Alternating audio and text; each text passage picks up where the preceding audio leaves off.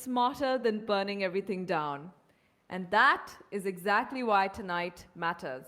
Because this could be the first real off-ramp from a crisis that had the entire region on edge, or it could be the kind of pause that looks calm right before everything explodes again. Here's what changed. After days of rising fear, pressure, threats, and a lot of very public messaging, Washington and Tehran have now moved toward a 2-week ceasefire framework. The key condition is the Strait of Hormuz. That's the part nobody can ignore. If shipping is allowed to move again, if the waterway opens and stays open, then suddenly this stops being only a military story and becomes a story about survival, trade, energy, and whether the world economy can unclench for a minute. That's why markets reacted so fast. Oil dropped almost immediately because traders weren't really celebrating peace. They were reacting to one possibility. Maybe the choke point that terrified everybody is not going to stay locked. Maybe tankers move. Maybe prices cool down. Maybe governments stop preparing for the worst case scenario.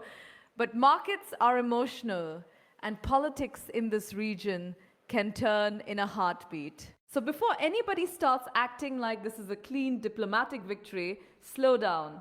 Because the word doing all the heavy lifting here is conditional, not permanent, not historic peace. Conditional? That means this deal is built on behavior, not trust. And honestly, that makes sense because trust is basically gone. Iran is signaling that safe passage through Hormuz can happen through coordination with its forces. The US is treating this as a narrow opening to stop the spiral. Talks are expected to move to Islamabad. And already you can feel how delicate this is. One side wants de-escalation without looking weak. The other wants relief without sounding cornered. And in the middle of all that, everybody is trying to sound strong for their own audience. That's the part people watching from home sometimes miss. These moments are never just about what leaders say to each other. They're also about what they need their own people to hear. Trump needs this to look like pressure worked. Iran needs this to look like it did not bow. And Israel is already making it clear that even if it supports this pause, it does not mean every front suddenly goes quiet. That should tell you immediately that this story is not wrapped up, not even close. So no, tonight is not simple. It's not peace achieved. It's more uncomfortable than that. It's 2 weeks of tension with a smaller fuse. And honestly, that may still be better than where this was headed. Because if you strip away all the slogans and all the chest thumping, what the world just saw was a sudden reminder that everybody involved may have gotten uncomfortably close to a line they didn't actually want to cross. That's why this ceasefire matters, not because it proves the crisis is solved, but because it suggests at least some of the people in charge looked at the next step and didn't like where it led. Now here's the question that really matters. Why is nobody fully relaxed yet? Simple, because fragile deals fail all the time. One strike, one misunderstanding, one commander going too far, one missile that lands in the wrong place, one politician deciding the optics of restraint look too weak. That's all it takes. And when you're dealing with a region this armed, this emotional, and this politically charged, one mistake is never a small thing.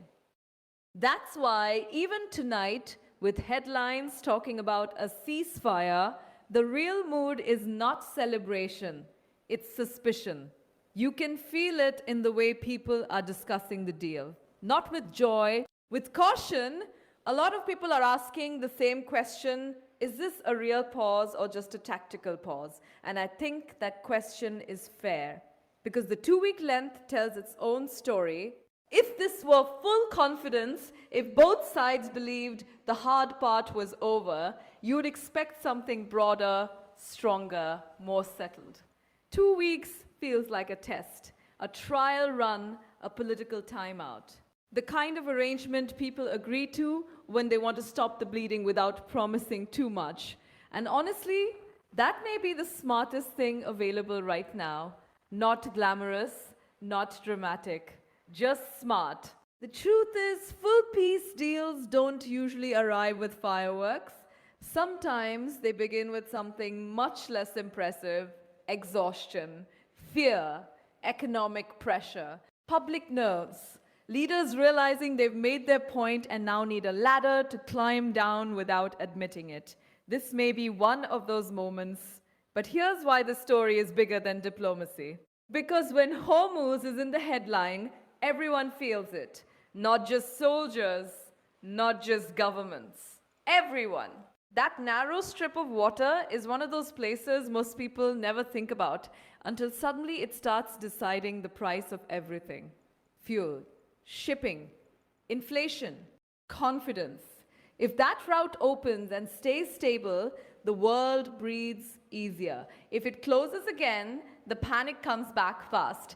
That's why this deal isn't just about geopolitics. It's about whether ordinary people stop paying crisis prices for a war they aren't fighting. And that's what makes this moment so strange. On one level, it feels deeply global, full of flags and threats and military language. On another level, it's very personal. People don't watch these headlines and think, what does this mean for strategic deterrence doctrine? They think, are we safe? Will this get worse? Is gas going up again? Are we watching a war cool down? Or a war catching its breath? Those are normal questions, smart questions, because tonight's ceasefire is not some neat movie ending where the camera pulls back and everybody learns a lesson. It's more like the moment after a fight when the room goes quiet and nobody knows whether it's finally over or whether someone's about to throw the next punch. And the next 14 days will tell us a lot. If shipping moves, if talks actually happen, if both sides keep their messaging hot but their actions restrained, then this could turn into something real. Not peace overnight, but a genuine step away from the edge. If not, then this will be remembered as the pause before round two. That's the stakes. And that's why this story deserves more than a shallow ceasefire reached headline. Because the real story is not that a deal was announced. The real story is whether anyone powerful enough to break it decides that breaking it helps them more than keeping it. That is the tension now. For tonight, the missiles are not the headline. The pause is. The world asked for a break. It just got one. Now we find out whether this is the first quiet step towards something better or just the silence between warnings.